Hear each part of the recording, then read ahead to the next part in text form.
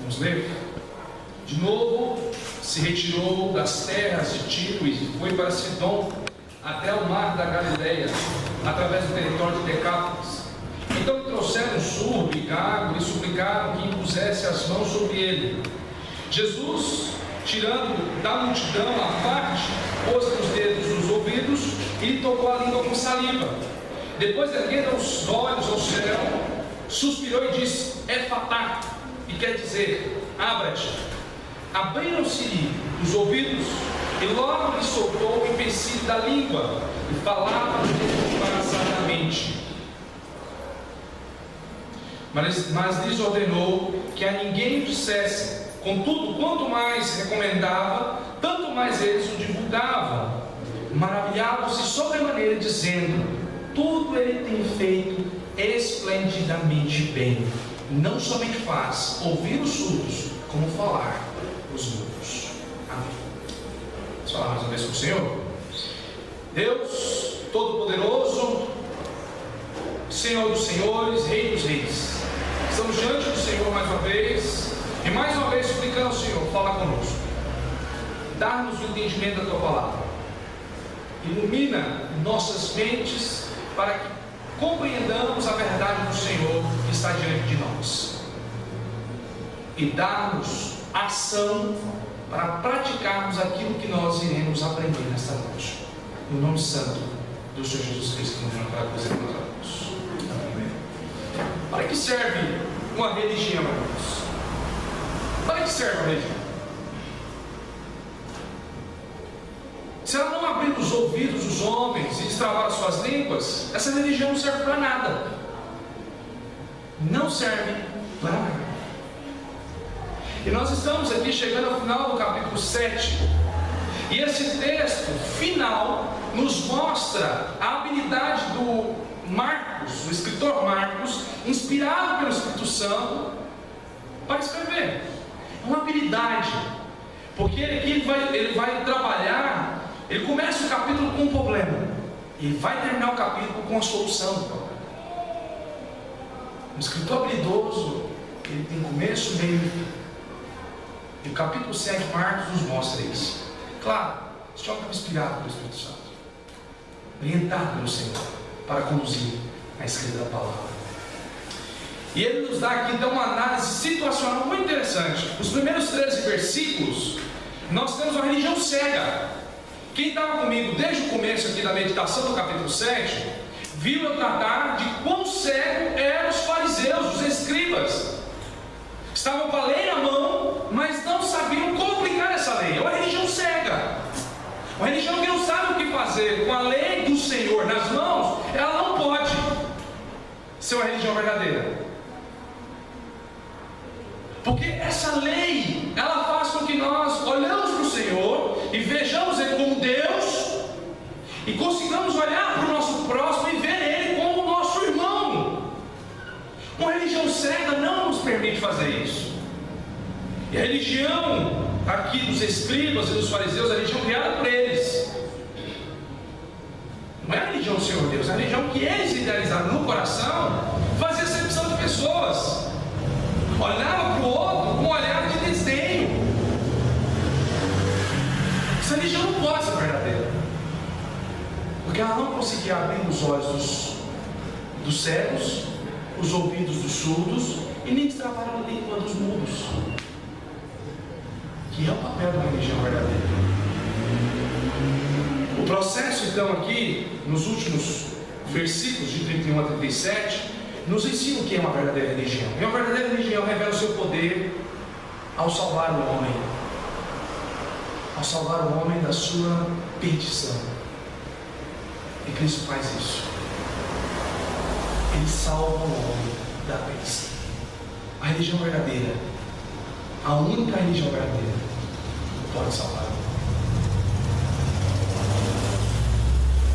O processo aqui então usado por Jesus Cristo na cura desse homem é um processo lógico, pois ele libera os ouvidos, e quando ele libera os ouvidos ele destrava a língua. O surdo não pode falar, porque como ele vai falar daquilo que ele não ouviu? Então quando Jesus destrava o ouvido desse homem, ele tira o problema, automaticamente ele libera esse homem para poder falar também, para poder anunciar a bondade de Deus. O processo é muito lógico. Deixa eu aqui situar com você onde nós estamos aí. Nós estamos agora em Tiro e Sidom, né? Tiro e Sidom é terra aí de gentios, tá? Jesus sai de Tiro e vai para Sidom, 30 quilômetros uma da outra. Eu até coloquei um mapa aí para te mostrar, para você entender. Quando eu estou falando aqui nessa região, ó, esse aqui é o mapa de Israel, tá? Esse mapa aqui, Jesus normalmente está aqui, ó. Galileia dos gentios é esse aqui, ó, tá? Normalmente Genezaré, Cafarnaum, já foi lugares que nós passamos aí, né, estudando a Bíblia. Betsaida, tá? Aqui é o mar da Galileia, Tiberias, todos esses lugares Jesus já esteve. Nós já passamos com Jesus aqui, aumentando o Evangelho de Marcos. Agora ele sai daqui e ele estava em Tiro. Ele cura a mulher sírio-fenícia nessa região. E agora diz o texto, nós estamos, que ele sai daqui e vai para Sidom. Sidom está aqui, ó. Então aqui tem 30 quilômetros, ok? Depois ele vai sair daqui e vai vir para a região aqui que chama Decápolis, né? Que é aqui a região que vai para a Arábia, ok? Então eu coloquei esse mapa para justamente mostrar para vocês onde é que Jesus está aí. Depois que ele passar por aqui, né, do capítulo 10 em diante, ele começa a fazer uma descida. Ele sai daqui e ele vai para o sul da Galileia, certo? De Israel, que é Jerusalém, que depois eu vou mostrar para vocês no mapa posteriormente. Mas só para você situar onde Jesus está fazendo essa caminhada aqui, ok? A cidade então de Sidom, ela fazia parte dessa conhecida liga de cidades, das 10 cidades, né? Decápolis. E aqui elas estavam aqui numa espécie de rota, né? Para comércio, para outras coisas mais. Então eram cidades importantes. E por que eu tenho que falar sobre isso? Porque aqui nós estamos falando de gentios. Gentios é justamente o problema do capítulo 7. Gente pura, aos olhos de quem? Da religião falsa.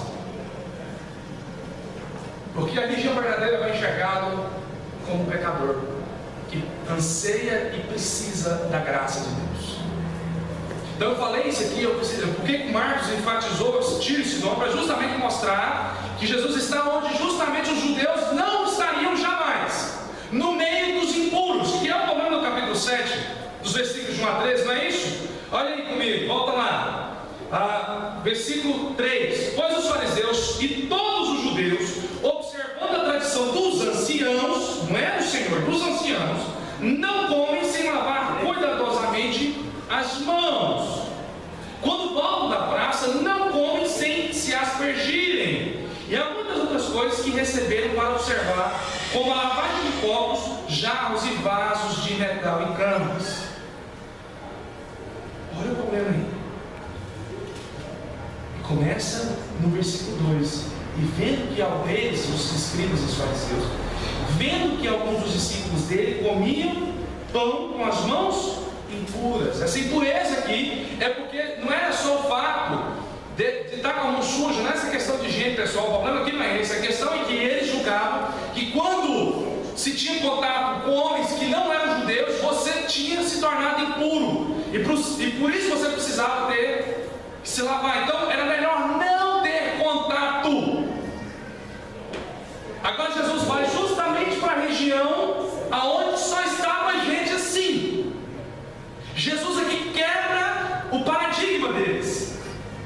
Jesus rompe a barreira cultural, legal, para mostrar para nós, para mostrar para eles, que nós, como eles, devemos ir para os pecadores.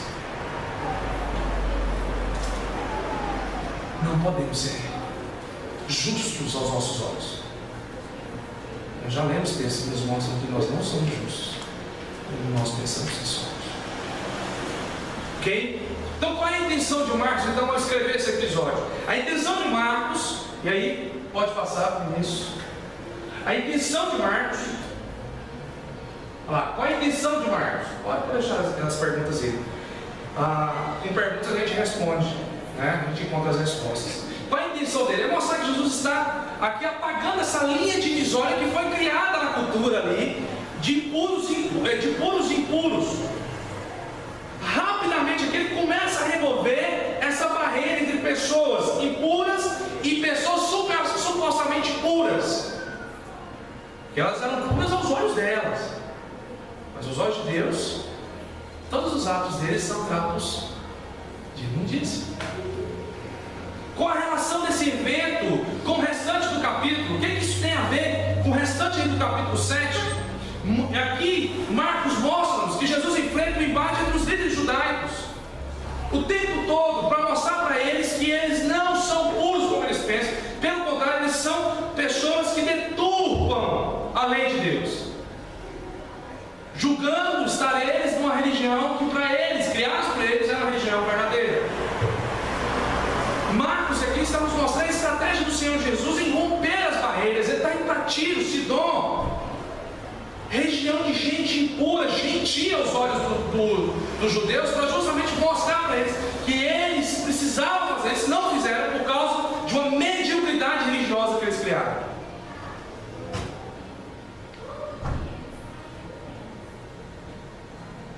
Jesus aqui, através desse relato de Marcos, né, construção de Marcos aqui, mostra que todos os homens precisam do poder de Deus. Todos os homens, sem exceção. Então esse evento aqui se relaciona com o restante do capítulo para justamente mostrar religião falsa e religião verdadeira. Onde é que está a linha dela? De divisória das duas. O final aqui nos mostra que a linha divisória está em pregar a Cristo como Salvador e se considerar impuro e necessidade desse Cristo, tão quanto aqueles que nós julgamos serem impuros e merecedores desse Cristo. Qual a relação desse evento aqui com o evento anterior? Qual a relação com o evento anterior aí da mulher sírio-fenícia? Interessante pensar nisso. Porque aqui quando Jesus liberta a filha daquela mulher, ele destrói aqui a barreira da distância cultural, distância, né, religiosa, porque ela também era uma gentia, não era isso? Nós estudamos lá. Olha lá o versículo 26. Esta mulher era grega, gentia. Jesus rompe aqui com a barreira cultural e rompe com a barreira religiosa que discriminava a mulher, que abandonava a mulher.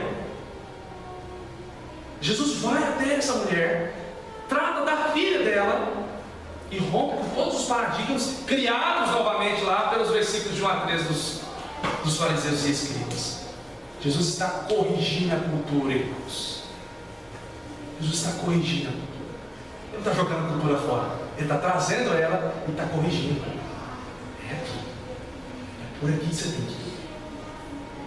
É assim que a verdadeira religião age diante da cultura. É assim que ela tem que proceder. A segunda barreira destruída por Jesus é a barreira da distância para se realizar um milagre, né? Há quem pense que Jesus só realiza milagres se ele estivesse próximo. Que é o que vai acontecer aqui, né? Nós vamos daqui a pouco chegar lá. Jesus aqui cura essa filha sem ter nem tido contato com ela, não é isso? Olha o versículo 29. Então lhe disse: por causa desta palavra que a mulher tinha falado para ele, podes ir, o demônio já saiu da tua filha. Voltando ela para cá, observa que Jesus não teve contato com a menina, achou a menina sobre a cama, pôs o demônio e deixar. Aqui Jesus rompe com uma coisinha que, olha, você está próximo para realizar os milagres. Pessoal, Ou seja, a oração não é suficiente para. Tem que pôr a mão, ungir com óleo e aí a coisa acontece. Jesus rompe isso aqui, né? Ele é Deus. Ele pode fazer, ele faz. Ele está provando isso. Eu sou Deus. Sou Deus de perto, sou Deus de longe. Agora, neste evento, em análise, nós vemos um homem que é trazido pelos seus compatriotas para que Jesus impõe as mãos sobre a cabeça do mesmo. O ato deles manifestar a forma que Jesus deveria realizar tal milagre nos indica a prática de querer mostrar ao médico como usar o bisturi. A gente às vezes tem essa mania, né, de querer chegar diante do médico e falar: você podia fazer isso aqui, eu estou com isso, isso e isso. Né? O médico fica pé da vida, porque o cara não estudou para isso, ele já está. Né? A gente chega no consultório dessa mania, né? Ó, doutor, eu estou com isso, isso e isso. Mas peraí, você já sabe disso, você já diagnosticou, já sabe o remédio que você quer tomar, para que você? Mais ou menos essa noção. Mais ou menos isso. Ó, Jesus, nós trouxemos aqui, impõe a mão sobre ela. Peraí, precisa impor a mão? No evento anterior ele falou: olha, ele só falou e a menina foi liberta. Precisa ser com a mão. Olha, como é que Jesus rompe com mais um paradigma aí criado pelos homens. Esse evento nos mostra que Jesus tanto pode realizar um milagre distante, como ele fez com a menina, quanto ele pode curar de forma presencial. O lugar, a hora e o local não são determinantes. Ó, o culto é de libertação, terça-feira, 19h30 lá, ó. Para Jesus libertar, tem hora marcada, local, tudo. Desculpa. Mas só para mostrar para vocês que Jesus rompe isso. O nosso, se a gente tiver um pouquinho de conhecimento das Escrituras, a gente vê que ele rompe isso. Não tem hora, não tem local. E não precisa ser diferente do público, porque aqui ele tira. Observa comigo aqui, ó. Versículo 33. Jesus tirando da multidão. É o contrário do que é prática hoje, né? Tem que estar diante da multidão para ver que o capeta saiu mesmo, amigo. Para ver que a milagre aconteceu. Jesus tira o cara do meio da multidão. Ele saca ele do meio da multidão. E ele vai para um lugar discreto e faz o que tem que fazer. Um pouquinho de cultura, um pouquinho de conhecimento já ajuda a entender que o trem está banalizado, bagunçado nos nossos dias, e é muito teatro e pouca coisa dentro de evangelho. Qual a relação com o próximo capítulo aí, com o capítulo número 8? A segunda multiplicação aí, que já meditou na primeira, a segunda nos mostra um Jesus que cuida de todos que estão à sua volta. É isso que nós estamos aprendendo. Trouxeram para ele alguém que estava padecendo, ele cuidou. Vai dar o capítulo 8, ele vai continuar cuidando. A figura do pastor que supre a necessidade das suas ovelhas é evidente no próximo capítulo, como é evidente aqui também. Esse pastor possui credenciais para curar, ele curou. E aqui tem uma coisa interessante que nós precisamos aprender como igreja. O fato de Jesus estar curando esse homem aqui da sua surdez e da sua gagueira é prodígios que qualificam o ministério de Jesus. São próprios do ministério do Messias.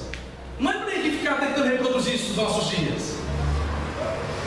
Nós temos que pregar o Evangelho, pregar que ele pode fazer isso, que ele fez isso.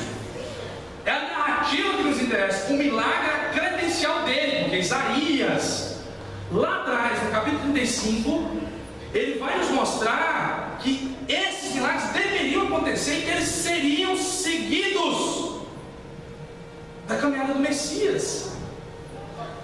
Messias ia passando, os surdos seriam curados, os mudos seriam curados, os coxos seriam restabelecidos, os doentes seriam erguidos, os mortos se levantariam. O Messias estava presente na terra. É credencial dele. Eu não tenho que ficar tentando reproduzir isso. Eu, pastor, não tenho por obrigação ficar aqui na frente tentando fazer milagre. Cura isso é do meu mestre. Eu tenho que pregar isso que ele fazia. E ele pode fazer. E quando Marcos escreve isso aqui, era para animar o coração do povo crente de Roma, como é para animar o seu coração também. O seu Deus fez isso. O seu Deus fez isso. Essa é a intenção de Marcos escrever isso.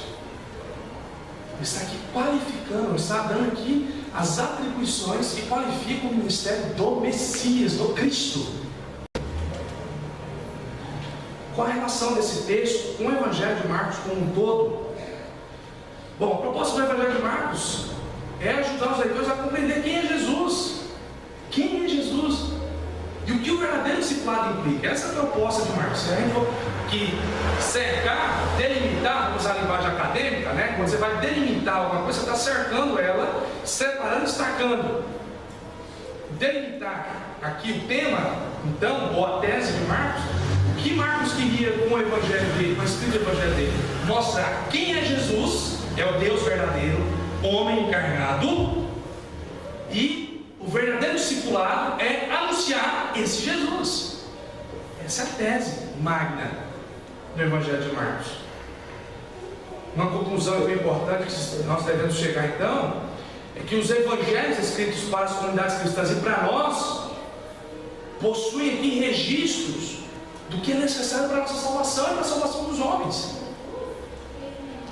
O que está registrado aqui é suficiente para a nossa salvação, irmãos. E o Marcos queria muito bem enfatizar: o seu Jesus, o Jesus, Deus encarnado, pode curar os enfermos como Ele fez. Ele é o Deus presente.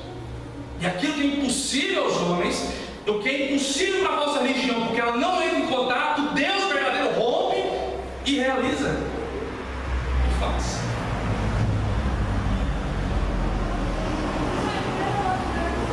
Jesus pode curar as enfermidades físicas. Isso é a marca do seu ministério. O público de Marcos, irmãos, era cristãos gentios, estava em Roma. Roma era capital do Império Romano, capital do século I. 1 milhão de pessoas. A igreja estava lá, dispersa, muitos foram para lá. E o evangelho é escrito para doutrinar, como é doutrina hoje nos nossos dias. E se você não crê em Jesus como Deus verdadeiro, se Jesus for apenas produto da sua imaginação e concepção ideológica, religiosa do seu coração, esse Jesus que você crê dessa maneira não serve para nada. Se ele não é Deus, e se ele não pode ser imitado como Senhor, e devemos pregá-lo como Senhor, ele não serve de nada para nós. E é apenas ficção criada por nós. Agora, se ele é Deus e ele é, como o Evangelho de Marcos diz, faz todo sentido viver. E faz todo sentido servir. Então, aqui Marcos está doutrinando os cristãos em Roma, como nos doutrina hoje também. A cura desse homem aqui estabelece um relacionamento inseparável com o restante do Evangelho de Marcos. O alvo do autor, ou seja, do evangelista Marcos, era relatar os feitos realizados por Jesus e levar os seus leitores a crer em Jesus. Isso mudou, isso é a mesma coisa para você hoje. Você tem que crer nesse Jesus como realizador e consumador de sua fé. Jesus não é mais um Deus dos vários segmentos. Ele vai falar isso, ratificar isso, né? Nos nossos dias, constantemente, porque as pessoas entram dentro do evangelho achando que estão lidando com Jesus como se estivesse lidando com Buda, como se estivesse lidando com outros deuses criados pelos homens. Jesus é uma força, uma energia. Jesus é Deus, e Ele é o realizador e é o consumador da nossa fé. Qual a relação disso aí com o Antigo Testamento? É o capítulo 35 de Isaías, que nos mostra e nos prediz que a vida do Messias seria precedida e autenticada também pelos seus milagres. Essa é a grande relação. Jesus é o cumprimento da palavra. Jesus é o cumprimento da promessa que Deus fez para o povo dele. E há promessa para nós. Como havia para os hebreus que o Messias viria e se cumpriu nesse momento, há promessa para nós que Jesus voltará um dia. Vai se cumprir, meu irmão. Como se cumpriu aqui, vai se cumprir, irmão. Creia nisso. Isso é para animar o nosso coração. Isso aqui é fato, é verdade. E ele cumpriu com a promessa lá no Antigo Testamento. Aqui ele está cumprindo essa promessa. Como há de cumprir que ele voltará a segunda vez? Essa é a grande relação e aplicação com o Antigo Testamento. Ele veio. E ele voltará.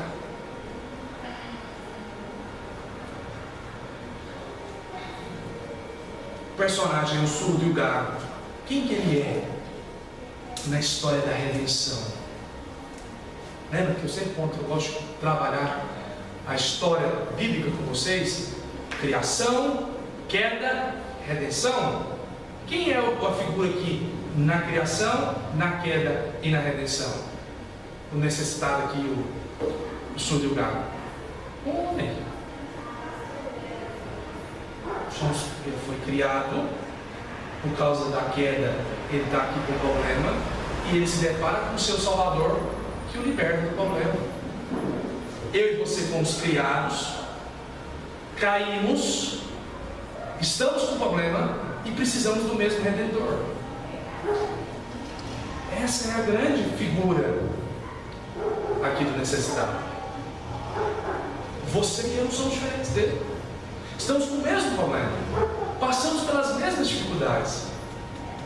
Porque se nós não tivermos os nossos ouvidos abertos para ouvir a palavra do Senhor, dificilmente conseguiremos falar dela para alguém. Passamos pelo mesmo problema, pela mesma dificuldade. Quem é Jesus aqui? Ele é o principal da narrativa. Ele é o Senhor. Ele é quem chega, rompe todas as barreiras para vir até o homem e falar para ele e agir na vida dele, como ele faz isso hoje também. Quantas barreiras foram rompidas pelo nosso Senhor para que você ouvisse o Evangelho hoje? Quantas barreiras o Senhor rompe para que você tenha contato e o ouça? Ele é o mesmo que toca no seu ouvido e na sua língua para você poder falar dele e bem dizer.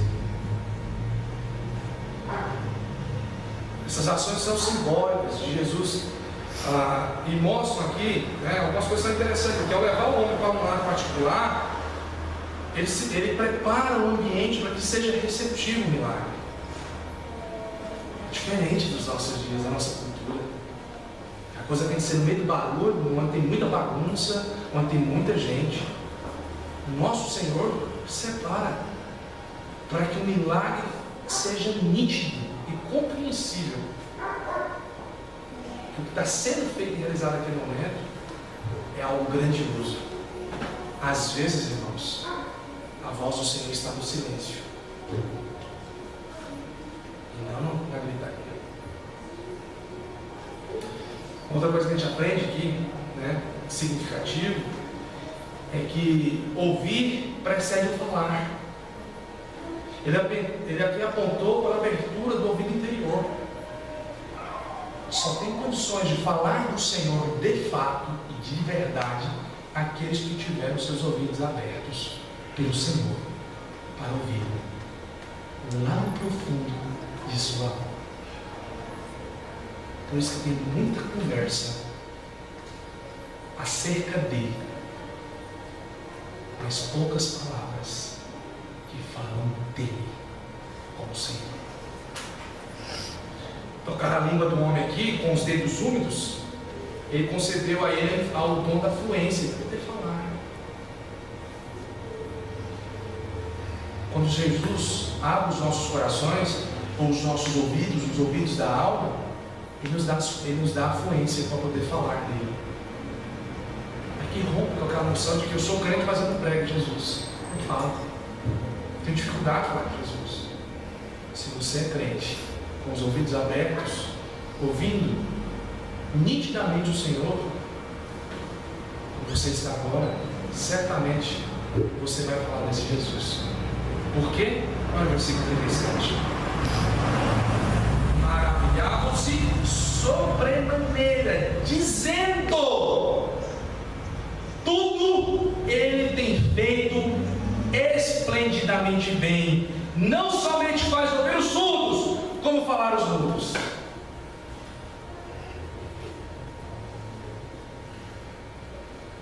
Quem é a multidão nessa narrativa de Marcos?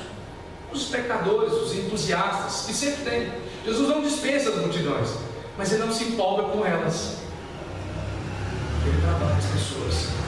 O fato do homem ter sido liberto e o seu desejo de relatar tudo que Jesus fez motiva a multidão. Mas ele sempre a multidão está ali junto. Por isso que milagre, principalmente nos nossos dias, como diz Jesus, já não queria. Jesus, os fariseus chegam, pedem milagre, mais milagre. Ele quer ver mais milagre, quer ver mais milagre. Mas por que eu vou dar um milagre? Vocês já tiveram. Se Jesus não tocar o ouvido, a alma não abre e não se torna receptiva da palavra. Para a conclusão, irmãos, que nós chegamos aí. Bom, eu sempre disse para os irmãos que evangelizar não é uma obra fácil. Não é fácil, não é simplista. Pode ser tratado de forma simplista. Mas aqui Jesus nos deixa uma amostra de que é possível. E de que há posturas que nós temos que ter. A primeira delas é romper com barreiras. Essa é uma conclusão visível nesse capítulo. Se você ficar preso nas suas conclusões pessoais, das coisas que você delibera no seu coração, você não vai avançar nessa vida cristã. E discipulado para você, que aqui nós tratamos na conferência, vai ser apenas evento na sua vida. Porque você não entendeu o processo de ser discípulo. E sempre vai pegar alguma coisa, sempre vai pegar a religião, a doutrina, o esquema doutrinário, dogmático, aliás, que a gente cria, a gente erra no coração. E aí você perde de vista o próximo, que precisa tanto do Evangelho, que precisa tanto da salvação em Cristo. Então aprenda a romper. Essa é a conclusão do capítulo. O capítulo nos ensinou também que a verdadeira religião é aquela religião que tem Jesus como Senhor e vê o próximo como igual. Aqui Jesus joga por terra essa noção que nós temos de achar que somos superior ao outro. Aqui Jesus está pegando aquela noção dos escribas e fariseus de verem acima do outro e joga por terra e fala: você é semelhante ao outro. E aquele que é Senhor, que julga ser Senhor de alguma coisa, é o servo, deve ser servo, porque o verdadeiro Senhor foi até os gentios. Tiro Sidom foi posto lá. Para evangelizarmos, nós temos que ouvir isso nitidamente, e nós temos que falar disso para o nosso irmão. Olha, o nosso Jesus, o Jesus verdadeiro, realiza esplendidamente muito bem tudo aquilo que ele faz. Ele dá condições para ouvir para o surdo e ele dá condições para falar para o gago. Em outras palavras, o nosso Jesus liberta de todas as suas maldições causadas pelo pecado. Eu gostaria de aplicar o que tem isso a ver com a sua vida. Como isso se aplica à sua vida? Primeiro, como Jesus é o centro de tudo, entenda isso. Capítulo 7 nos mostra que Ele é o centro. Ele conhece o homem, Ele sabe o que o homem tem arquitetado no seu coração, e Ele nos prova isso nos versículos de 1 a 23. Ele é aquele que rompe e iguala a todos os homens, porque Ele rompe com todas as barreiras impostas, sejam elas culturais, sejam elas religiosas. Ele rompe com isso. É por isso que Jesus Cristo, Ele está acima da cultura, irmãos. Jesus tem que estar acima da cultura, e não é para desprezar a cultura, mas é para corrigi-la. Tem crente que abomina a cultura. Não, nosso papel é corrigi-la. E sempre dá ênfase de que o nosso Senhor, Ele é o mestre, e Ele é o centro de tudo. Como é que Ele corrige? Como é que Ele rompe com isso? Primeiro, entenda: quem liberta? Quem liberta, irmãos? É a igreja? A placa ali denominacional? Não, é Jesus. Não é um escopo doutrinário arquitetado por nós. É Jesus.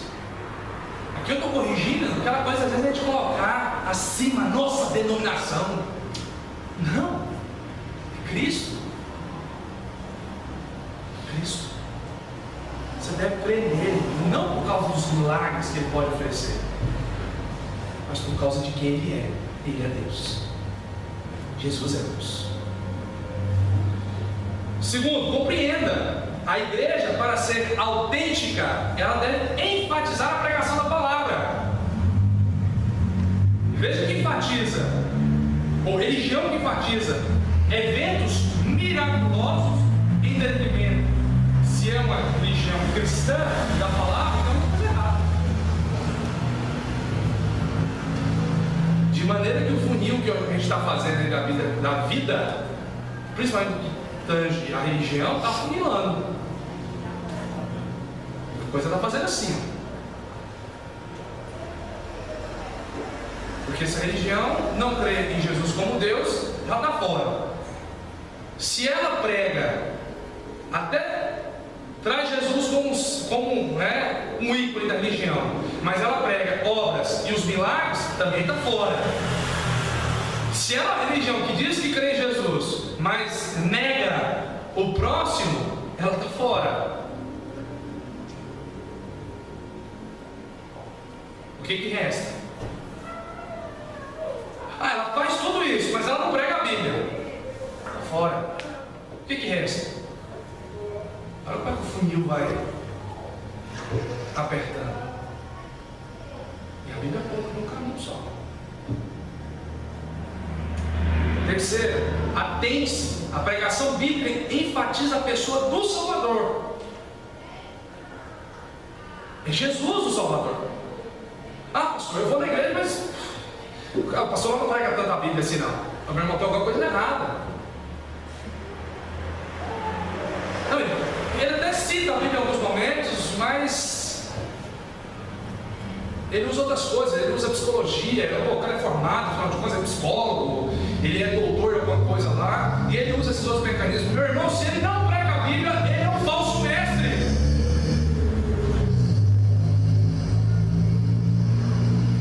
E trazendo o discipulado, não existe discipulado bíblico. Olha a expressão, fica até redundante, né? Não existe discipulado bíblico sem Bíblia. Ele está regimentando seguidores para a religião que ele criou, e ele é o centro.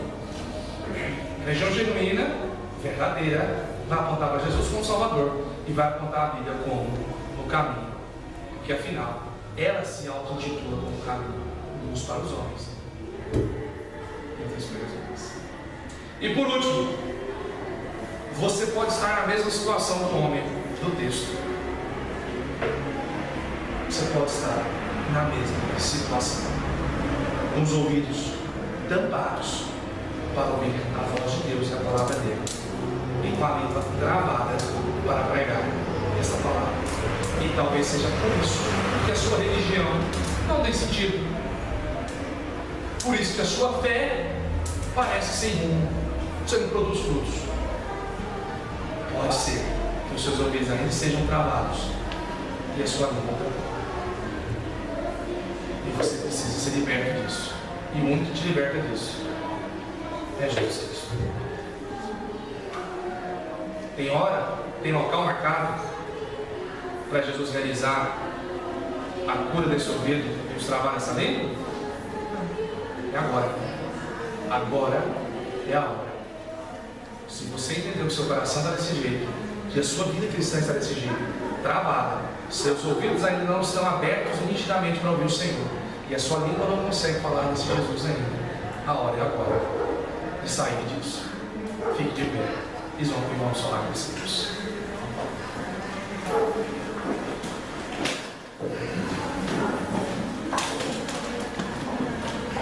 Sai daqui hoje com esse sentimento. Eu preciso servir o meu Deus. Eu preciso ter os meus ouvidos abertos. Sai daqui hoje com o sentimento. Deus destravou os meus ouvidos e a minha língua para falar. Vamos orar.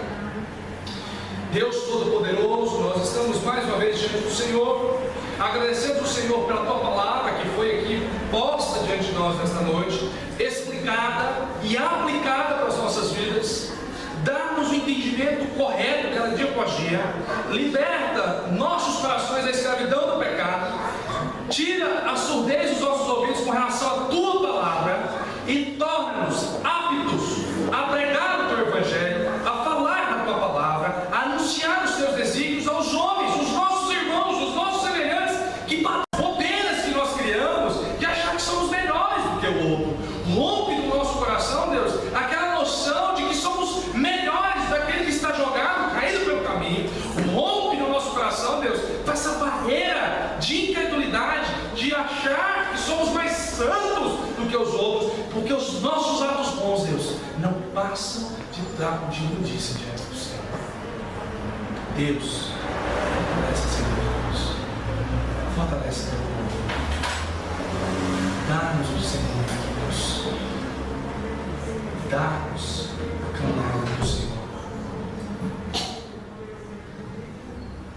Acrescenta os que vão ser salvos nessa noite, em nome de Jesus Cristo.